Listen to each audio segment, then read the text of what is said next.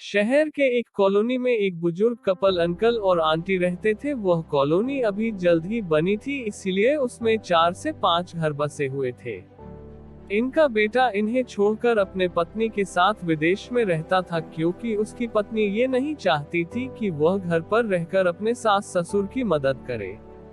ये बुजुर्ग अंकल और आंटी जिस कॉलोनी में रहते थे, उन्हें हमेशा से यह डर रहता था कि कहीं कोई घटना ना हो जाए, इसलिए वे ज्यादा घर से बाहर नहीं निकलते थे। लेकिन उनका यह रूटीन था कि वह हर सुबह सूरज निकलने के बाद टहलने के लिए निकल जाते थे।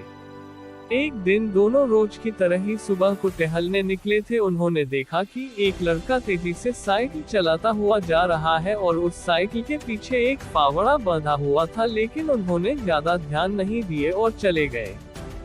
दूसरे दिन उसी समय फिर से वह लड़का दिखा और उसी तरह तेजी से साइकिल चलाता जा रहा था। इसी तरह तीसरे और चौथे दिन भी वह लड़का दिखा।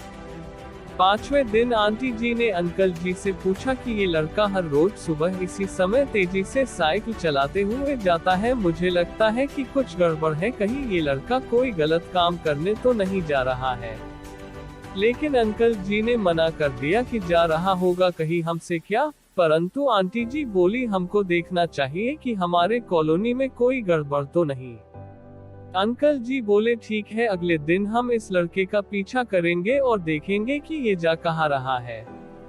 अगले दिन सुबह को फिर से वो लड़का तेजी से साइकिल चलाता निकला। उनके पीछे अंकल और आंटी जी भी गई।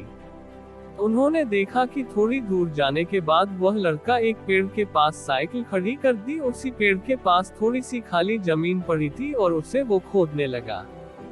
अंकल और आंटी जी कुछ देर तक देखते रहे कि ये लड़का क्या कर रहा है, लेकिन लड़का जमीन खोदे जा रहा था। कुछ देर बाद उन्होंने लड़के से पूछा कि आप ये जमीन क्यों खोद रहे हो। लड़के ने मुस्कुराते हुए कहा कि अंकल जी, मैं आप दोनों को रोज देखता हूँ, लेकिन आपको मुझसे डरने की जरूरत नहीं, और यहाँ जमीन इसलिए खोद रहा हूँ कि मेरी नई नौकरी लगी है।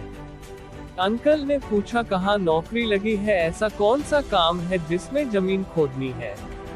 लड़के ने कहा, मैं बड़े दिन से बेरोजगार था, फाइनली मुझे फार्म हाउस में काम मिला है और उन्हें ऐसे लड़के की जरूरत है जिसे काम करने का अनुभव हो, और मेरे पास कोई भी अनुभव नहीं है, इसलिए मैं रोज यहाँ फावड़ा लेकर आता हूँ और जमीन खोदने की प्रैक्टिस करता हूँ, ताकि जैसे ही नौकरी पर काम शुरू हो उसमें हमें निकाल ना दिया जाए। इसलिए रोजाना मेहनत कर रहा हूँ, कोशिश कर रहा हूँ।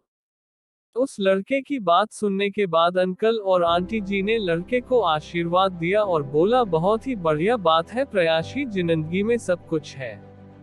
यह छोटी सी कहानी जिंदगी में बहुत बड़ी बात सिखाती है।